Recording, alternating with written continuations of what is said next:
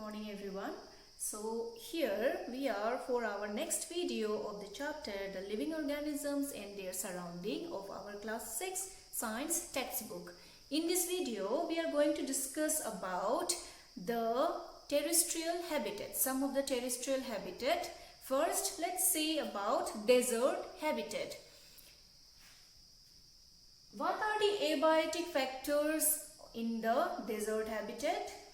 The desert is usually hot and dry during the day. During the daytime, you will see that the desert is very hot and the climate is very dry. But when the night falls, during the night time, the desert gets very cold. Okay, during the daytime it is very hot, and as night falls, it becomes very cold outside.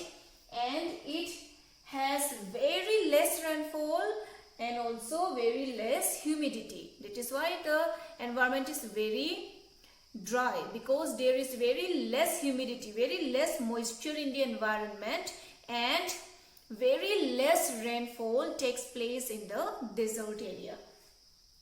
Next, let's discuss some of the adaptations of desert animals. So here I have taken few animals where we can discuss about what adaptations they have to survive in the desert. Number one is camel. As we all know that camel is also considered as the sheep of the desert. That is why first let's discuss what are the adaptations a camel have that helps it to survive in the desert. Camels have very long legs as well as very long eyelashes. So the very long legs of the camels help them to stay away from the sand, so that the heat from the sand doesn't make them very warm. So their long legs help them to stay away from the heat radiating from the sand. And they have very long eyelashes. They have some hairs in their ears also.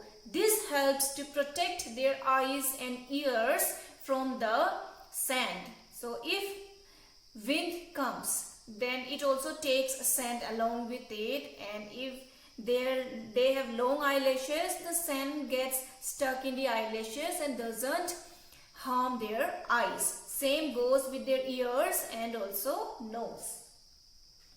Next is they have very wide and flat feet.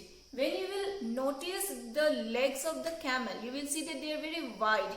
If they are very wide and they are flat, they are not like this.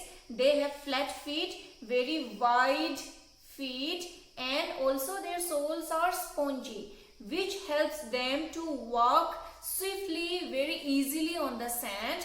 If they will have pointed legs or very hard legs, then what will happen? Their leg will sink in the sand and it will be very difficult for them to walk on the sand. This you can experience if there is sand somewhere. You try to walk in it. As our feet are not very wide and not very spongy, our feet get stuck in the sand and it is very difficult for us to walk. But in the case of camel, they have very wide feet, and also the feet is flat and spongy, which makes them easily walk on the sand without any problem. They can drink large amount of water at a time. Can you believe? The camels can drink about 100 liters of water at a time. So at one time they can drink this much, about 100 liters of water, so that if in the following days, even if they do not get any water, even if they do not drink any water, the water which they have drank earlier can keep their body running. So they will drink huge amount of water and store it in their body, so that whenever they will face lack of water, the stored water in their body can be used. They excrete very small amount of urine, and they excrete dry dung and do not sweat. So you know urination, in the process of urination, water is lost from the body. So the camels have adapted in such a way that even though they drink huge amount of water, they urinate very less amount of water, and also their dung, their excreta is also very dry, so that no water is wasted there. And also when we go outside or play outside during the daytime, what happens? Due to the sunlight, we start to sweat. You just imagine, the desert is very hot and dry, and the camels are walking in the desert for hours. Don't you think they will sweat huge load of water, huge buckets of water? No, they do not sweat like us. This is another adaptation for the camels, where they do not have sweat glands. So they don't sweat and do not lose any water. So these are some of the adaptations. Next is, hump present on camel's back stores fat. Have you seen a picture of camel? If you have seen, you will notice that on the back of the camel, they have a hump like this. Or sometimes some camels may have two humps also. This humps stores fat, and fat is what? Fat is stored energy. So if we eat huge amount of food and we do not exercise enough, the food which we have eaten is stored in our body in the form of fats, which are nothing but stored energy. This fat will be used in our body when we feel hungry, when we need energy, but we don't have anything to eat. Same in the case of camels. If they are very hungry, or you can say, desert doesn't have very much vegetation. There are not availability of huge number of plants or food for the camels. So if they are not eating food for some days also, the hump in their back, it stores fat, and that fat provides energy to the camel so that they can easily live on the fat. They can get energy from the fat. When you will see that the camel doesn't eat for a very long time, it uses the fat in the hump, and the hump slowly starts to get small and get saggy. Next time when the camel will eat, when it will get leaves to eat, it will eat huge amount of leaves, and again fats will be stored in their hump, and it will again grow in size. Some people think that the hump stores water, but you have to remember the hump stores fat for the camels. So these are some of the adaptations which we have discussed that can be seen in the case of camels. But what about other animals? There are some other animals also that live in the desert, right?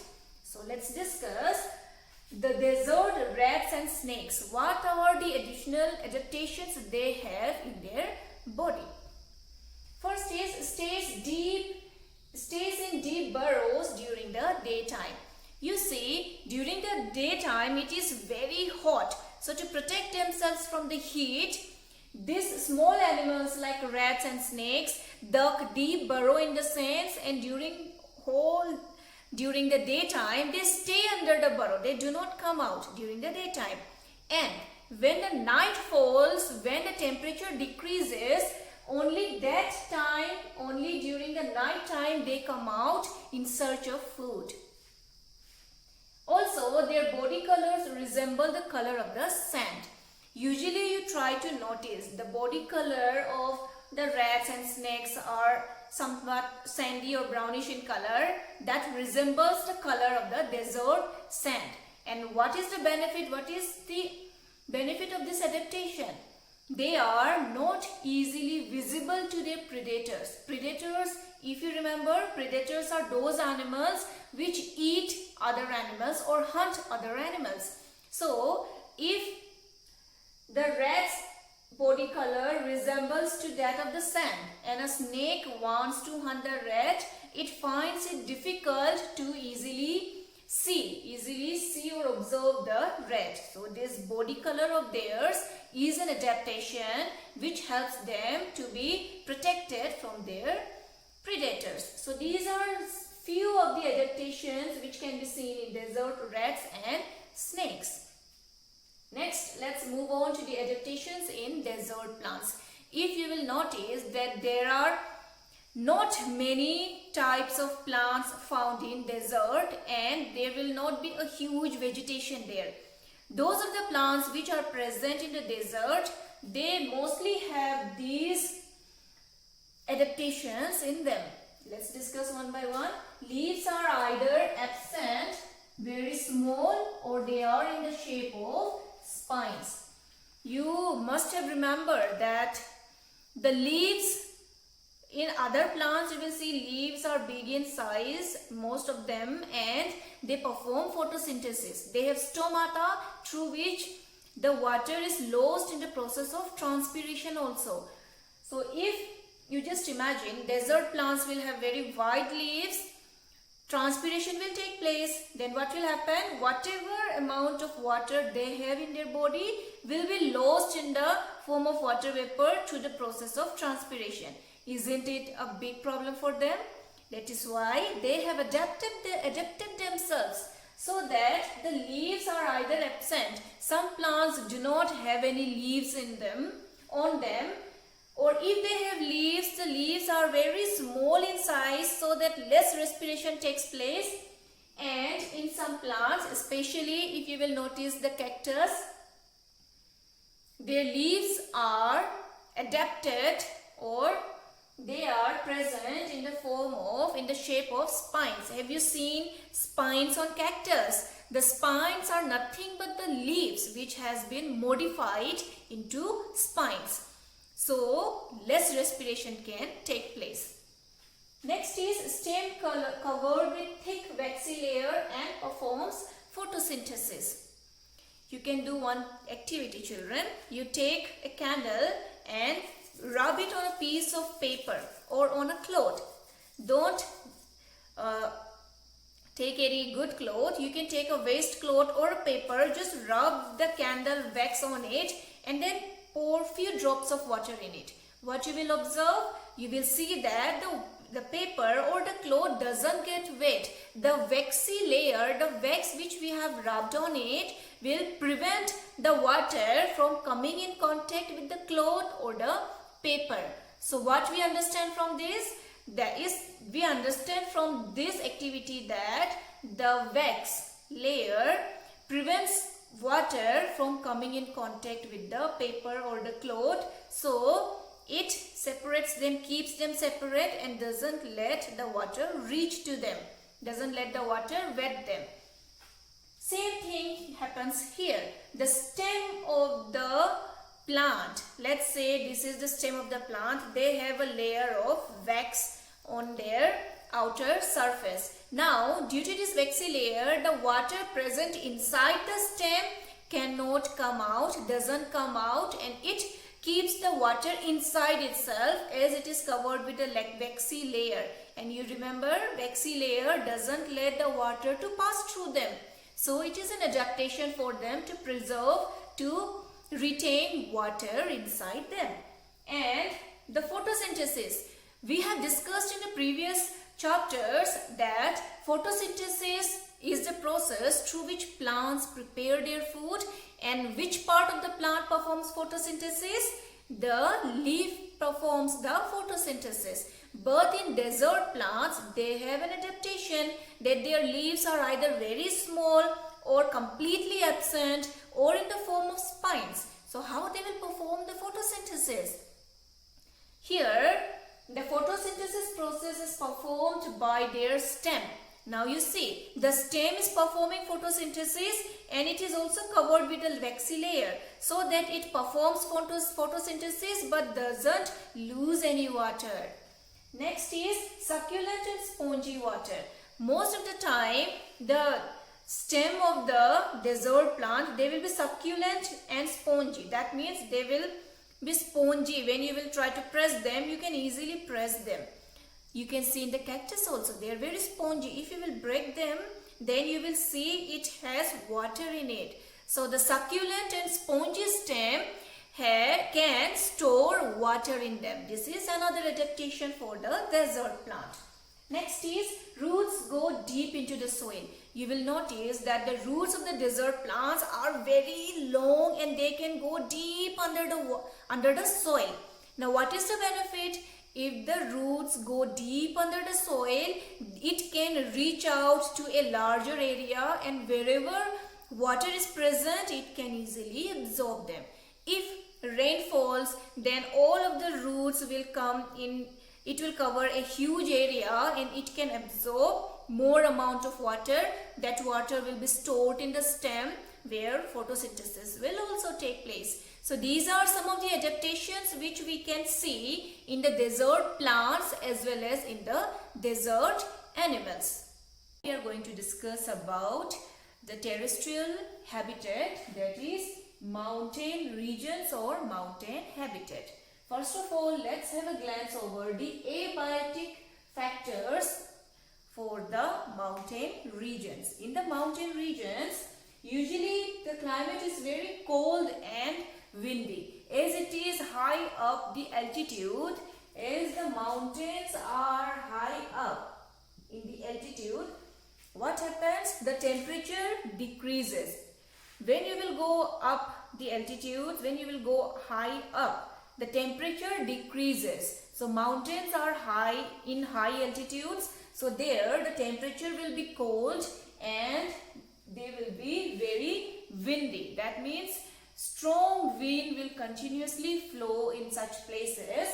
Then snowfall may take place in winter. During winter time, as the temperature is low, snowfall may also take place in some places. Then you will find variety of plants and animals in those places. In the mountain region, you might have also noticed that whenever we will go to a mountain or we will pass through a mountain, different types of plants, animals, insects, birds, such variety will be present there. So the mountain regions have varieties of plants and animals in there.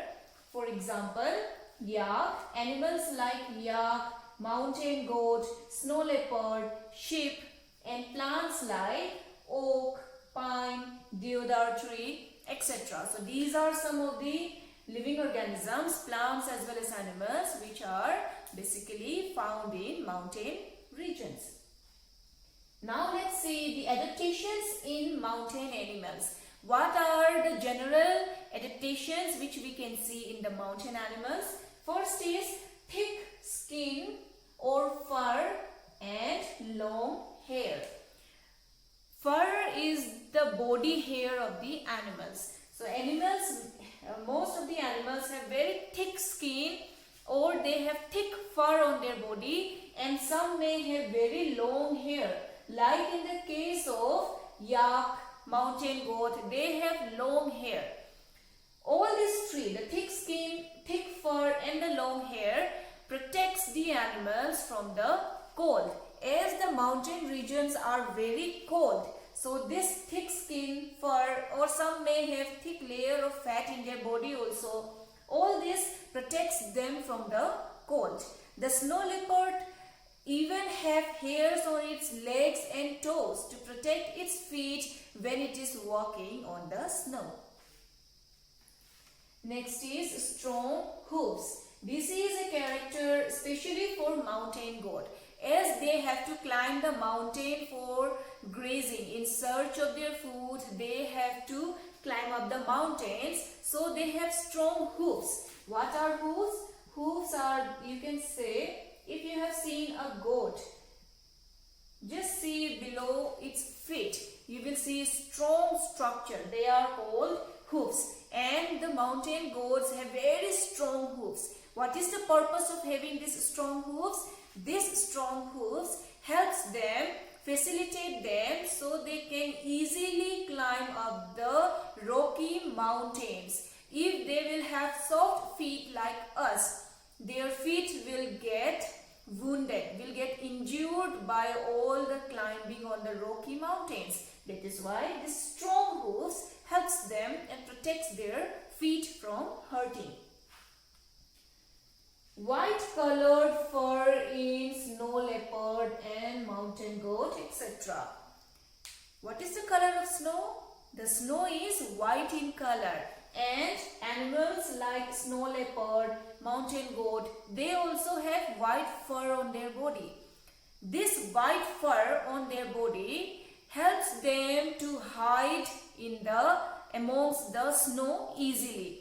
You see, there is a vast area covered with snow. White snow is completely covering that area, and in between one snow leopard is sitting silently, not moving, just sitting. Then will it be easy for us to see that snow leopard there? It will be difficult. So this snow leopard having the white colored fur helps it to hunt its prey. While hunting, it can easily hide itself amongst the snow so that it can hunt its food easily. Next, these are some of the adaptations in the mountain animals. Next, we will see adaptations in mountain plants. Most of the mountain plants normally have cone shape and have sloping branches. Cone shape like this. Can you see? This is basically in a cone shape. So this cone shape and having this sloping branches. Sloping branches means faced downwards like this. It will have sloping branches. The main purpose of having this conical shape and sloping branches is so that the rainwater and snow doesn't stay there. Even if heavy rainfall takes place or snowfall takes place, due to its slopy nature, it will not get stuck here. It will directly fall off the branches and fall to the ground. It protects the plant. How it protects the plant? It protects the plant from freezing. As the snow or rainwater are very cold, the plant have an adaptation which makes them slip off directly to the ground and doesn't stay on its leaves. So this is the purpose of having cone shape and sloping branches. Next is, some trees have needle-like leaves. Have you seen the leaves of pine trees? You will observe that they are like needles. What is the purpose of having these needle-like leaves? You take one leaf of some other plants like mango, then if you pour few drops of water, doesn't the water stay on the leaf? Will it happen in the needle-like leaves also? It won't. So what is the purpose of having needle-like leaves? This needle-like leaves doesn't let water to get settled on the leaves, because when the temperature gets cold, that water will freeze and it will affect the leaves of the plant. So these needle-like leaves have another function, that is, it doesn't let water to get settled on it. Deciduous trees shed their leaves. Deciduous trees are those trees which shed their leaves especially during the winter time. What is the benefit of shedding the leaves? You see, during the winter time, the water is not easily available for the plants. As the mountain region is very cold, the water usually freezes during the winter time. So the plant cannot absorb the freezed water. It cannot absorb the snow. It needs liquid water to absorb. That is why during the winter time, the trees shed off all their leaves to preserve or conserve the water and the food available in their body. Shedding the leaves, that means no leaves to provide food. So whatever food they have in their body will be stored, and throughout the winter they will use that food. And when again the climate changes, when again the weather or you see the season changes, they will grow new leaves. So these are some of the adaptations of mountain plants. Next we will see grassland habitat. Grassland habitat can be found in tropical area, subtropical area, and also in about areas with medium to low temperature. But most of the time they have high temperature and they have very low rainfall, and due to low rainfall they also have very low humidity. This low rainfall, low precipitation or low rainfall can only support the growth of grasses there. That is why the grasslands are dominated by the grasses. The amount of rainwater is not sufficient to support a forest. So you will see very few trees, shrubs present there. Mostly the area is dominated by the grasses. Animals commonly you will see are tiger, deer, lion, wildebeest, African elephant, etc.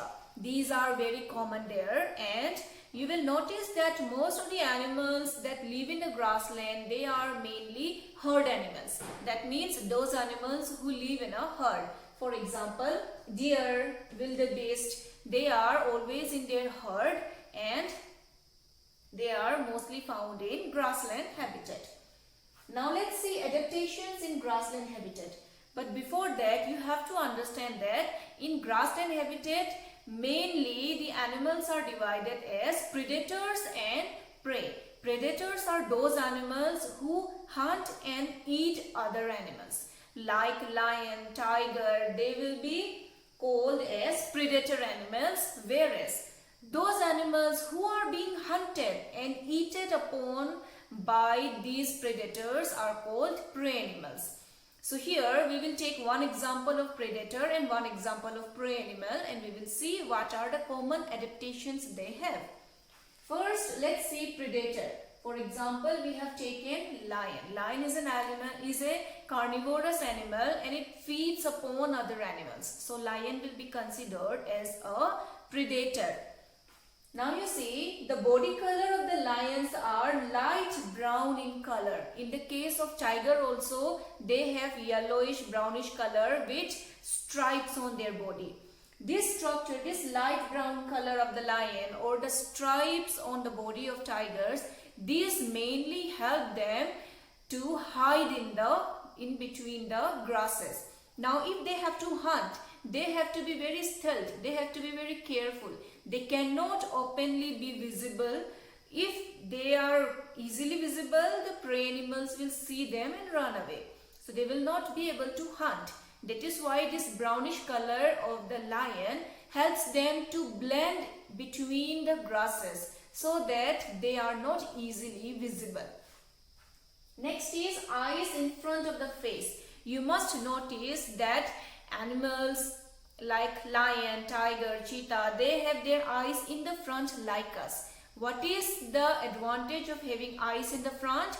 They will be able to focus while they are hunting. Their full focus will be on their prey. So they will see even small movements in them, and stealthily they can go and hunt. Next is long and sharp claws and teeth. You know that lion, tiger, they are carnivorous animals. So they have to hunt, they have to tear the meat. For that, their claws are long and very sharp, and as well as their teeth. Their teeth are also very sharp to tear away the meat easily. Next is strong and fast runner. These animals, as they have to hunt, they are very fast. They are very fast runners and they have to kill other animals. That is why they are very strong animals. They are very strong, they run very fast, they have sharp claws and teeth with which they can catch their prey and tear its meat. So these are some of the adaptations that help the predator animals to hunt and easily get their food. Next is deer. Deer is an example of prey animal. If the predators have so many adaptations in them, don't you think that prey animals also must have some adaptations to protect them? Let's discuss them. Prey animals like deer have strong teeth for chewing. As you know, many of the plants have sharp thorns on them. So these deers have very strong teeth and their tongue are also very strong. So if they feed upon these leaves also, they doesn't get harm. They can chew easily. Next, long ears. If you will see the picture of a deer, you will notice that they have long ears. These long ears give them sharp sense of hearing, so that even the rustlings, even with this very small movement of the predator animals like lion or tiger, the rustling of the grasses can give them a hint that someone is approaching and they can save their life. So that is why deers have long ears and very sharp sense of hearing. Next is eyes on the side of its head. Here we have noticed that the lions, the predator animals, have eyes in the front, but on the contrary, the deer, the prey animals have eyes especially on the side of their head. Now what is the benefit of this? The predator animals had to focus on their prey, on one thing. That is why their eyes are in the front. But a deer have to keep an eye in every direction so that they can notice the predator animals. That is why they have eyes on both of their sides of the head. This eye will keep an eye on this side, and this eye will keep an eye on this side. So they will have wide range of area covered, and they will see in every direction, so that even a small movement by a predator can be detected and they can run away to save their life. As they are very fast runner, just like the predators, the prey animals are also very fast runner, so they can save their life. Next is brown color. This brown color of the deers help them to hide among the grasses. Now if they are eating food or they are drinking water, if they are amongst the grasses and doesn't make much movement, they are not easily visible to the predator, so they are safe. These are some of the adaptations which we have discussed for the animals living in the grassland. And we know that the grasslands are mainly dominated by the grasses.